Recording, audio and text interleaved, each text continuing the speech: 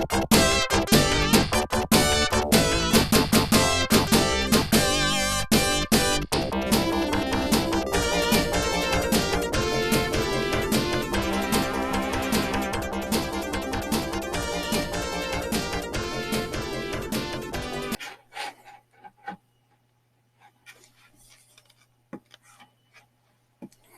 welcome back to AP Physics 1, Unit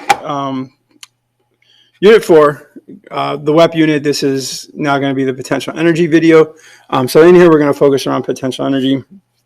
And then the way we talk about potential energy at this level is, again, we're expanding on that knowledge from previous years, right? So what happens is potential energy, again, remember, is energy that is stored, right? So now the way we think about it here in AP Physics 1 is that it's determined with respect to a change in position of an object, okay? So in middle school, you may have just really focused on like stuff rolling down a hill, right? So like this roller coaster, we call this roller coaster a gravity-based roller coaster, right? Because it's at this position, right? It starts at a position which that initial hill sets the energy for the roller coaster, and then it moves, okay?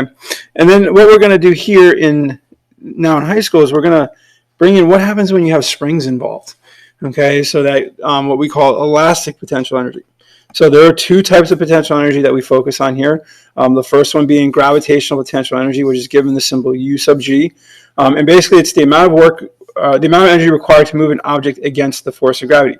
It's really what also breaks down as the work done against gravity.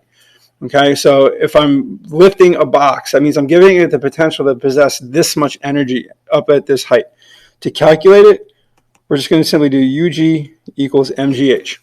Okay, so mass times 9.8 or 9.81 or 10 times the height at which you set it, right? So the key thing in these potential energy questions is where is zero, right? And that's going to be, we're going to focus on that later when we do conservation of energy here in a couple of videos. But zero is probably, establishing that 0 point is going to help you with your energy calculations. And then finally, the new energy, the way to think about it is elastic potential energy. Okay, so this is the amount of energy required to stretch or compress a spring. Okay, and we calculate it by using U sub E, right? Or sorry, not E, it's S. For some reason I put an E there. Because sometimes you want to say because elastic, and the reason why we use an S is because for the most part, we're looking at springs. So it's 1/2 kx squared. Okay, so those are the two equations that we're going to use just in this video about potential energy. So let's look at a couple examples. So here we have someone eating a candy bar cut on a mountain bar, gives them so much energy of 8.87 times 10 to the 5th joules. 81 kilogram climber eats it and converts all of it to potential energy. How high could they travel, right? And so we just simply go UG equals MGH. And now we're going to solve this for H, because that's what altitude is, right? We're looking for the height. And so I was solving it for MG. So we're going to divide everything by MG. So H is going to be UG over MG.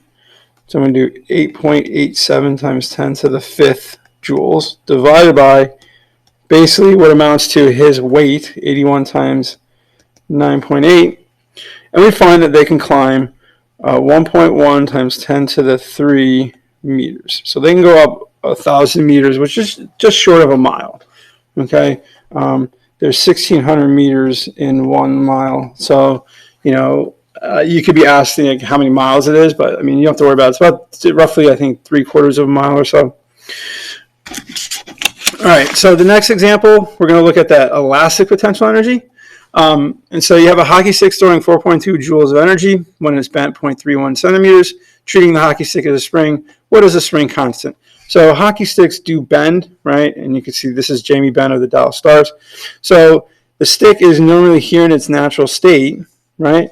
When he brings the puck back to get a shot off, you can see it bends, right? And so what we're saying is that bend is 3.1 centimeters, okay?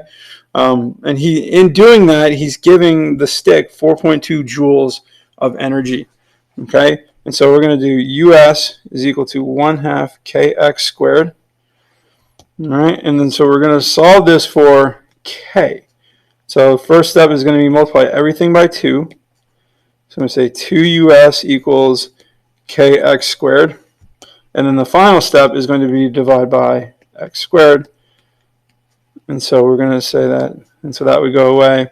And so we say that K, the spring or force constant, is equal to 2 times US over x squared. Now you do have to be careful because this is given in centimeters. You need to put this in meters. Okay, so we're going to divide that by 100, which tells us it's 0.031 meters. So K is equal to 2 times 4.2 divided by 0.031 squared, right? Common mistake with this equation is not squaring it, or not, if you have to solve for x, not taking the square root. So the spring constant of this spring constant or force constant of this hockey stick is 8,400 newtons per meter. So what does that mean? I have to apply almost 9,000 newtons to get that stick to bend 1 meter. Okay. So from here on out, we're again going to work through that conservation of energy piece. In the next video, we're going to look at mechanical energy, then bring it all together in conservation energy, and then finally wrap up the unit with